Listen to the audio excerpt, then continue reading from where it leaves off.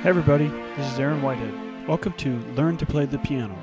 This is lesson 4 in a series of short lessons. In this video, we'll learn about chord inversions. In our last lesson, we learned about chords and we came across certain chords that we had to use inversion. Inversions are the same 3 notes of a chord, just arranged in a different way. So in order for us to understand inversions, let's take a look at the C chord. Remember, the C chord is made up of the notes C, E, and G. So we're going to look at the span of about 2 octaves on the keyboard here, and let's pick out all the C's, E's, and G's that we see. Now technically speaking, this is all a C chord. However, due to the limited number of fingers on our hand, we can only play a certain amount of these notes at a time. So often when we play a chord, we'll simply play the 3 notes which make up the chord. In this case, that would be C, E, and G. Now let's look at all the different ways we can arrange these 3 notes in the span of about 2 octaves. We'll start at the bottom with the notes C, E, and G. This is a C major chord and is in root position. It's called a root position chord because the C is at the bottom, similar to the roots of a tree at the bottom of the chord. Now if we were to take that bottom note and move it up to the top, we would have E, G, and C. This is a first inversion C major chord.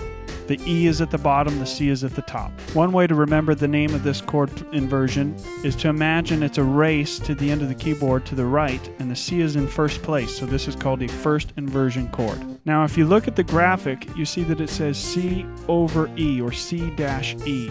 That's telling you that it's a C major chord with the E note at the bottom or in the bass. Now if we take the bottom note of this chord, the E, and move it to the top, we have G at the bottom, C in the middle, and E at the top. This is a second inversion C major chord. And as before in our example of the race, C is in second place now, and that's why this is called a second inversion chord. And again, by looking at the graphic, you see it says C/G, C over G.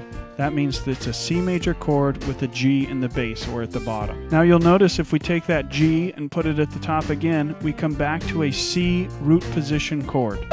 And just because we have room, if we were to take that C now and go up one more time, we have again a C first inversion chord. And this is where we get inversions. The 3 notes that make up a chord occur many times throughout the keyboard, and so if we were to choose combinations of those 3 notes, they make inversions or root position chords. Knowing inversions is important when we start to play chord progressions and we're moving from one chord to another, because when we know the inversions, we're able to choose the position that's closest to the position we're currently in.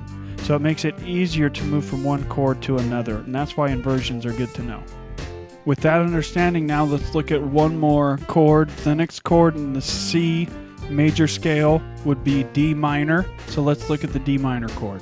As we begin, let's look at the notes of the D minor chord as they occur across the keyboard.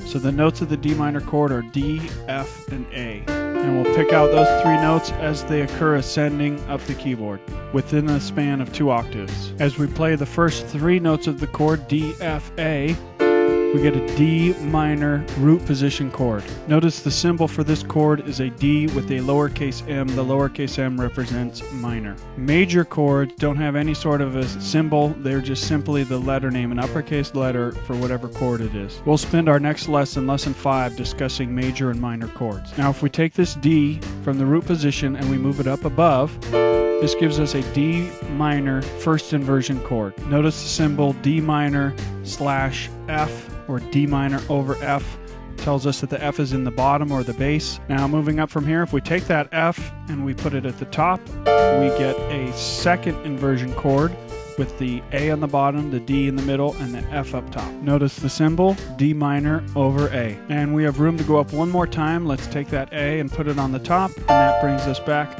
to our D root position chord. And we hope you enjoyed lesson number 4. All this information and more is available in our book, a piano chord book you can actually use, which can be purchased from our website, thepianochordbook.com. And please check out lesson number 5, where we will discuss major and minor chords. Thanks, God bless, and see you next time.